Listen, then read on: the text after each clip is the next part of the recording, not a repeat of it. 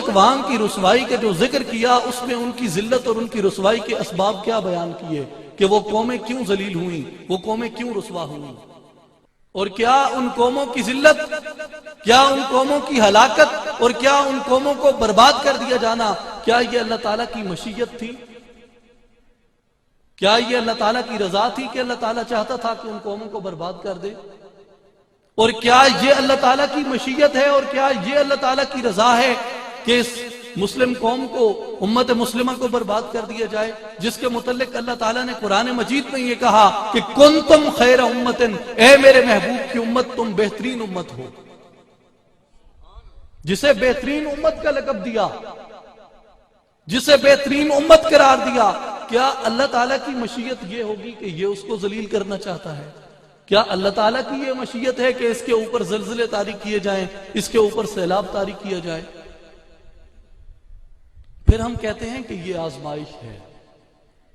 آزمائش تو اللہ تعالیٰ اپنے نیک بندوں سے لیتا ہے، مجرم قوموں سے تو آزمائش نہیں لیتا۔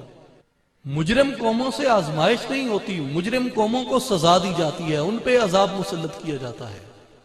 اور ہم پہ یہ جتنی بھی کیفیات آپ دیکھ لیں، وہ چاہے بیماریوں کی صورت میں ہو، وہ چاہے زلزلوں کی صورت میں ہو، وہ چاہے سیلاب کی صورت میں ہو، وہ چاہے ہمارے اندرونی فسادات کی صورت میں ہو، یہ آزمائش نہیں، یہ ہمارے اوپر اللہ کا عذاب ہے۔ اور یہ بات بھی ہمیں ساتھ طے رکھنی چاہیے اپنے ذہن کے اندر کہ اللہ نہیں چاہتا کہ ہم برباد ہوں، لیکن آخر پھر وہ اسباب کیا ہیں؟ ہم کیوں برباد ہو رہے ہیں؟ ہم کیوں ذلیل اور رسوا ہو رہے ہیں؟ حضور سیدنا غوث الاعظم شیخ عبد القادر جیلانی رضی اللہ تعالیٰ عنہ آپ اپنی تصنیف سر الاسرار کے اندر یہ فرماتے ہیں کہ خطا حضرت آدم سے بھی ہوئی اور خطا ابلیس سے بھی ہوئی، لیکن اس خطا کے بعد فرق یہ ہے کہ ابلیس خطا کر کے ملعون قرار دے دیا جاتا ہے اور حضرت آدم فلاح پا جاتے ہیں۔ آپ فرماتے ہیں کہ اس کے درمیان فرق کیا ہے؟ خطا ابلیس سے بھی ہوئی، خطا آدم سے بھی ہوئی، ابلیس خطا کر کے ملعون ہو گیا، آدم علیہ السلام خطا کرنے کے بعد فلاح پا گئے۔ فرق یہ تھا کہ ابلیس نے جب خطا کر لی اور اللہ تعالیٰ نے یہ پوچھا کہ یہ خطا تم نے کیوں کی ہے، تو ابلیس یہ کہنے لگا کہ الہ العالمین اگر تیری رضا ہوتی، اگر تیری مشیت ہوتی تو میں حضرت آدم کو سجدہ کیسے نہ کرتا؟ دراصل تو ہی نہیں چاہتا تھا کہ میں آدم کو سجدہ کروں۔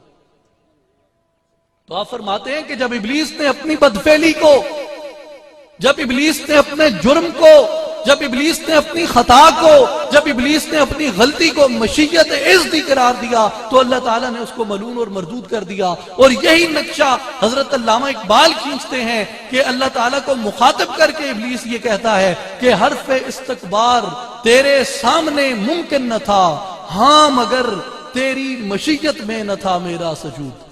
الہ العالمین میں کیسے انکار کر سکتا تھا تیرے سجدے کا؟ دراصل تیری مشیت ہی نہیں تھی۔ حضرت غوث الاعظم فرماتے ہیں کہ یہ وجہ تھی ابلیس مردود ہو گیا، اور حضرت آدم جو فلاح پا جاتے ہیں انہوں نے کیا کیا؟ انہوں نے کیا کیا؟